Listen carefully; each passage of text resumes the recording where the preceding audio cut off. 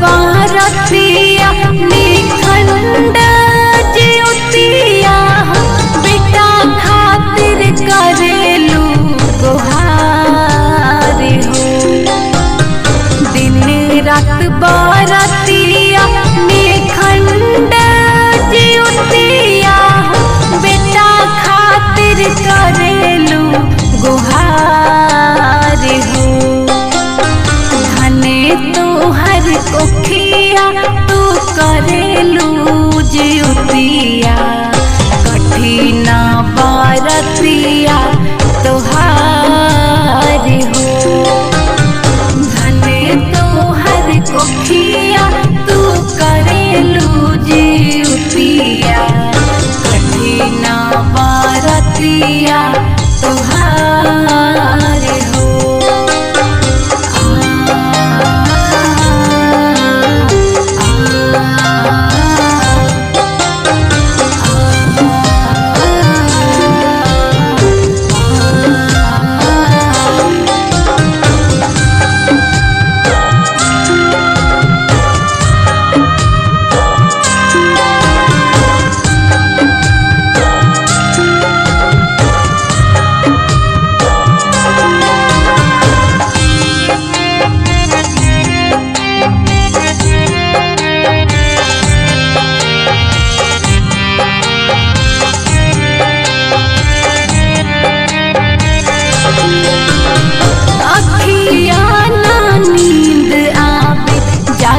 सारी रतिया चिल्हो सियारिन वाला याद आवे बतिया।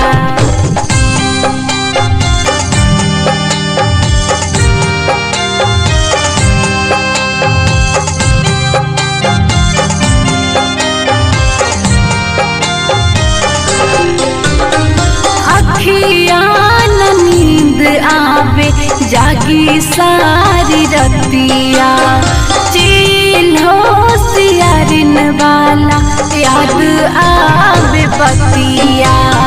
भूखल पियासल बेटवा में आस लागल हो।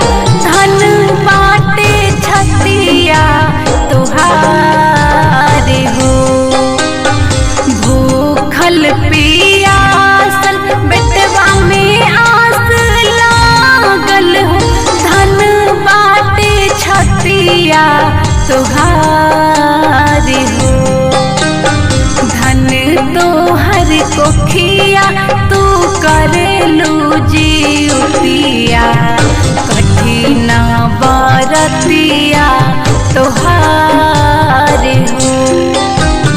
धन तोहर कोखिया तू करेलू ज्योतिया कठिन बारतिया तोहार हो।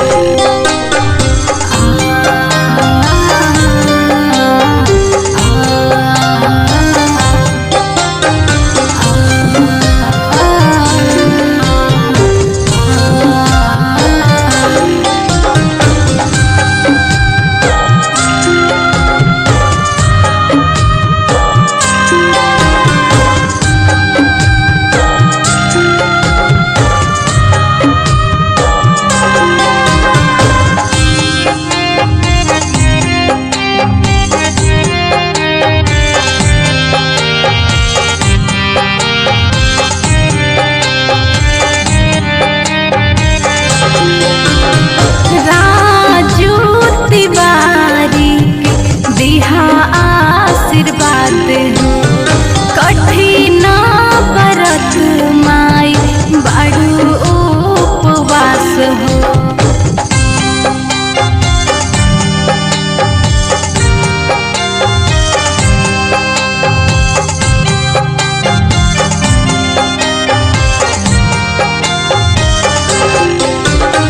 गावत बाड़ी साथे साथे चाहत आज गीतिया सब तिवैयन लोग के परब हाजिया।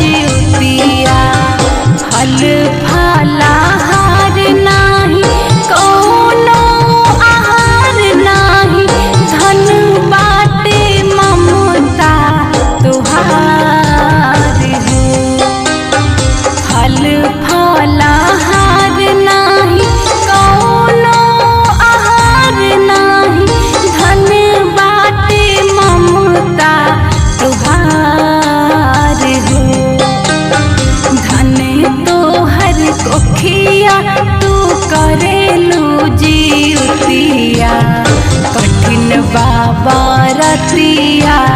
तोहार